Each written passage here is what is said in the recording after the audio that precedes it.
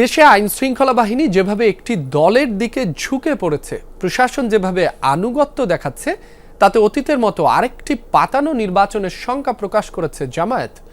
সকালে বসুন্ধরায় জামায়াতে আমিরের রাজনৈতিক কার্যালয়ের দলের আমির ডাক্তার শফিকুর রহমানের সাথে সৌজন্য সাক্ষাৎ করেন ইউরোপীয় ইউনিয়নের প্রতিনিধিরা।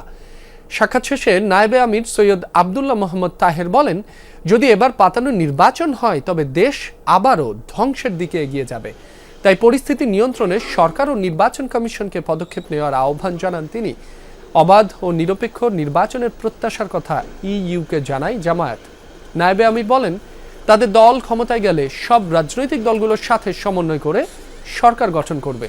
সুষ্ঠু নির্বাচনের জন্য সব ধরনের সহযোগিতা ও ইইউ সর্বোচ্চ সংখ্যক পর্যবেক্ষক পাঠাবে বলেও জানান তিনি। এনসিপিকে 10 আসনে দেওয়ার বিষয়টিকে কাল্পনিক জানিয়ে তিনি বলেন, শিগগিরই হচ্ছে 11 দলীয় জোটের আসন সমঝোতা।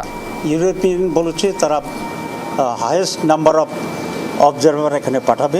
আগামী নির্বাচনটি অবাধ এবং সুষ্ঠু না হয়, নিরপেক্ষ না হয়, তাহলে ক্রাইসিস কিন্তু শেষ হবে না। প্রশাসন যেভাবে একটা দলের আনুগত্য দেখাচ্ছে, এতেই আশঙ্কা তৈরি হয়েছে যে আগামী নির্বাচনটি কি আবার পাতানো নির্বাচন হবে।